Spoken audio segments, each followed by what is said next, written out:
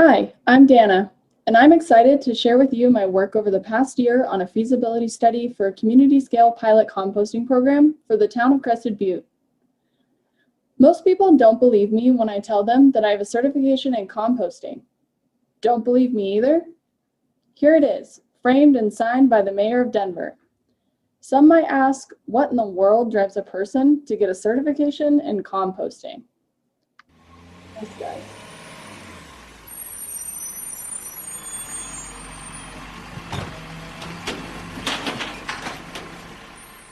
That's the sound of the roughly 6,000 tons of organic materials that were sent to the Gunnison County landfill in 2020 that could have been composted had a composting program been available. What a waste. In 2019, I was informed that the town of Crested Butte was looking for someone to research a potential pilot composting program for the Gunnison Valley in their goals to reduce their greenhouse gas emissions and landfill contributions. Around this time, Crested Butte published their 2019 Climate Action Plan, and in it committed to requiring community-wide composting by 2025. The Gunnison Valley community had also come together and decided that they would like to reach a 50% organic waste diversion rate in the valley by 2030. With all of this in mind, I jumped on a networking opportunity with the town, and not long after, I was hired to write a feasibility study for Crested Butte on potential composting program opportunities and best community-scale composting practices in Colorado. After receiving IRB approval, I interviewed 12 composting operations, ranging from small backyard composters to large municipal programs across Colorado for my research. I also sent these interviewees a survey to capture more quantitative data. I informally consulted a few other organizations, analyzed my data, and wrote a comprehensive feasibility study that recommended community-scale composting options for the town. Here's what I found out. Colorado has 33 composting commercial facilities registered with the Colorado Department of Public Health and the Environment, or CDPHE. Of those 33, the Western Slope lays claim to just 9 of those facilities. Gunnison, shown by the arrow on the map, lies in what some might call a composting desert. There are no commercial composting facilities within close range of the Gunnison Valley. There are, however, some smaller scale composting projects going on in the area. Crested Butte South has a small program that currently has approximately 25 participants. Mountain Roots Food Project has 3 community drop sites in Gunnison that community members may utilize free of charge. Both wastewater treatment plants in Gunnison and Crested Butte compost their biosolids. And finally, a new company has emerged near Crested Butte that has added a curbside pickup composting service to their portfolio. More on that later. In my feasibility study, I included some common themes around best practices and major barriers in Colorado composting, so that as Crested Butte moves forward with their program, they can do so with the best current methods and prepare for significant challenges. Most commonly, community-scale pilot programs begin as a CESQ, a conditionally exempt small quantity generator. This type of composting facility requires the least amount of regulation, allows communities to pilot at a smaller scale with fewer waste streams, and costs the least. Once demand grows and they have a structure in place, they will often apply for a Class 3 designation, the largest composting designation available. A common practice for these programs was to focus on incorporating household or commercial participants at the beginning, but not both.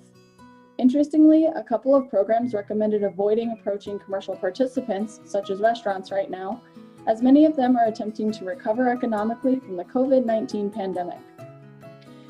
People who compost love to compost. It was my personal observation that most of these programs were run by people who are passionate about composting and recognize the value in the waste we're sending to the landfills. I called these managers composting champions. Other common practices in starting a community-scale composting program are to initially limit the amount of accepted waste streams, purchase enough land, partner with community organizations, and engage with participants.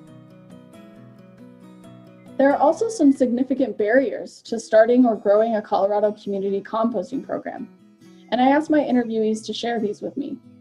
The most common answer was CDPHE regulation navigation. Most programs communicated a lack of knowledge or just general intimidation about the CDPHE regulations, and this prevents them from starting or growing their programs. Composting programs hear that the regulations are complicated and expensive. They are wary of remaining within Colorado regulations and will often choose compliance over growth.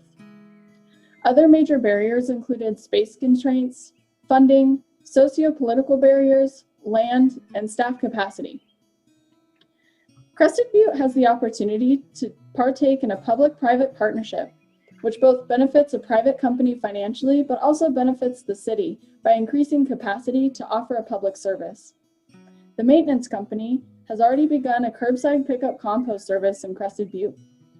They expressed excitement to talk about growing into a partnership with the town. Thunder Mountain Organics, or more commonly known as 3XM, is a Class 3 commercial composting facility that recently opened in Olathe, Colorado. They offer a hauling service and are currently managing Crested Butte Mountain Resort's organic waste stream. Crested Butte could potentially contract with them to haul organic material to their composting facility. Waste Management, Crested Butte's current waste hauler, offers compost hauling as a regular service. However, the company must have a Waste Management approved site within the region in order to take the organic materials. And finally, Compost Colorado, an organics management company located on the Front Range, has expressed interest in providing turnkey anaerobic digestion infrastructure for Crested Butte. This proposal is in its infancy, and more research is needed on this public-private partnership.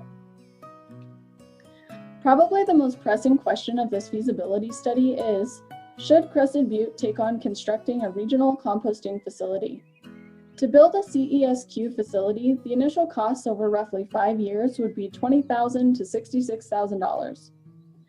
The pros of beginning with this facility type are that the town would need to procure less land, would have less of an upfront cost, and would be able to troubleshoot with just a few waste streams. Unfortunately, it's easy as a municipal program to outgrow this model. A Class 3 facility, on the other hand, would likely require at least $3 million of capital investment. The benefits of this model are that the composting operation is more permanent, regional, and the city is unlikely to outgrow this model. Construction of a facility this size, however, is costly, technical, requires large amounts of land, and extensive permitting. The research from this feasibility study amounted to 3 recommendations for the town of Crested Butte. Firstly, investigate and invest in existing infrastructure. Can the town financially bolster and assist already existing waste management programs to navigate the barriers of accepting food waste for composting? Secondly, and most likely, is invest in a public-private partnership. There are several opportunities to contract with a private company within the valley. This would certainly be the most turnkey solution to Crested Butte's community-wide composting goals. Crested Butte should consider the carbon emissions of hauling organic waste out of the valley into perpetuity. It should also be noted that the cost of waste hauling overall are forecasted to significantly increase with the new Little Blue Canyon construction project on Highway 50 between Gunnison and Montrose. Finally, the last recommendation is to construct a CESQ or Class 3 composting facility. While this is the most logistically demanding and expensive option, constructing a composting facility for regional purposes would have an element of permanence that the other 2 recommendations do not have, and it would eliminate the composting desert that the Gunnison Valley sits in. I'd like to share with you just a few pieces of advice that my interviewees asked me to pass on to Crested Butte as they create a community composting program. Some major programs emphasized procuring the right amount of space, engaging the public early on in a robust way, purchasing quality equipment up front, and finally, starting small to get it right just before diving in. There is not enough time or space to acknowledge all the people who participated in my personal and professional growth during my time in the MEM, but please know that you all have my deepest gratitude. Thank you.